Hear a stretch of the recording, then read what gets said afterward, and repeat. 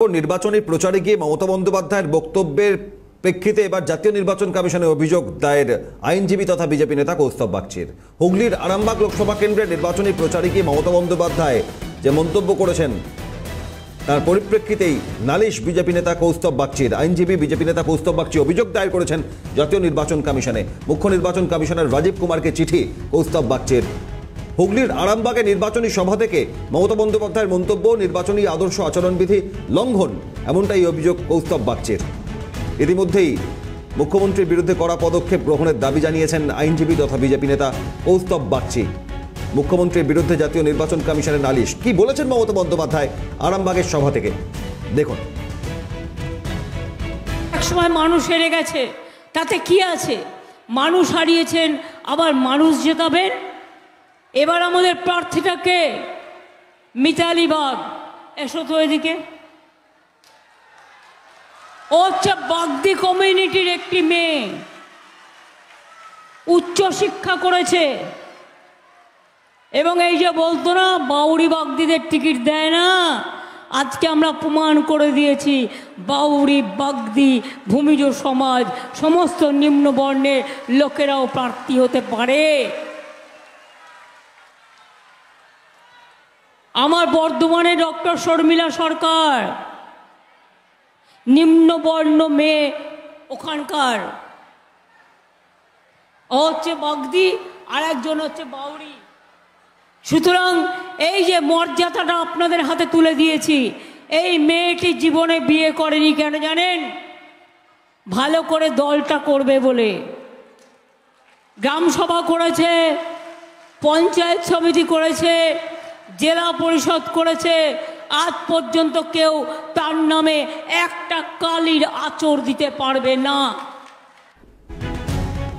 মমতা বন্দ্যোপাধ্যায় যে মন্তব্য করেছেন এবং নিম্ন বর্ণ নিয়ে যে মন্তব্য করেছেন তার পরিপ্রেক্ষিতে এই নির্বাচন কমিশন অভিযোগ জানিয়েছেন কৌস্তব বাগচি। কি বলেছেন দেখুন।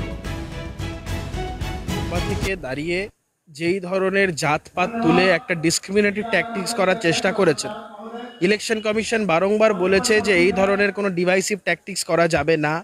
এটা complete violation of D model code of conduct, ভারতবর্ষের সংবিধানের আর্টিকেল 15-এর ভায়োলেটিভ।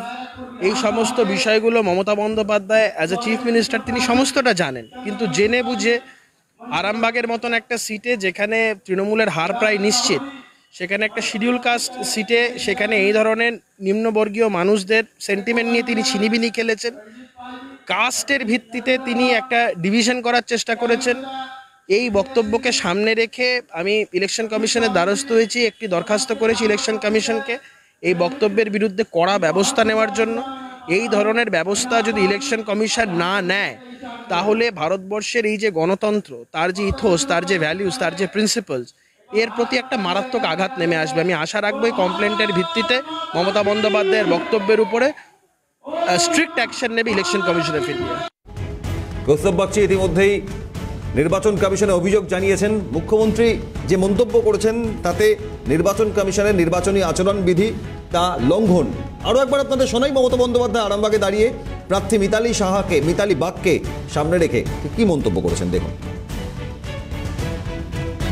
গোঘাট একসময় মানুষ হেরে গেছে, তাতে কি আছে?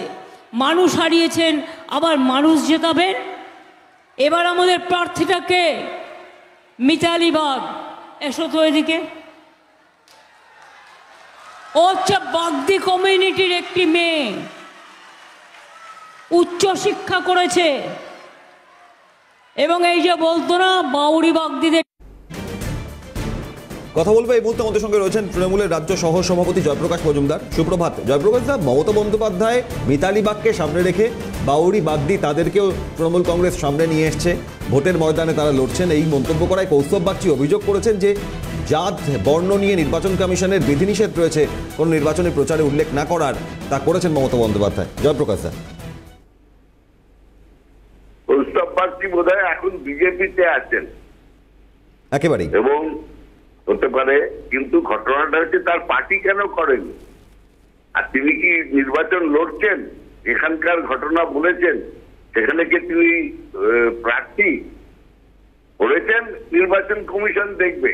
আর বিজেপির হয়ে যদি তিনি প্রচারে প্রচার করেন, তাহলে প্রথম উত্তর দিতে হবে প্রতিদিন মুসলমানদের নিয়ে ইনফিলট্রেটার বলে, ঘুষবাইট বলে প্রধানমন্ত্রী যখন বলছেন যে সমস্ত মুসলমানদেরকেই বলছেন যে ভারত ছেড়ে চলে যেতে হবে, তাদেরকে ভোট দেবেন না, তখন কি হচ্ছে?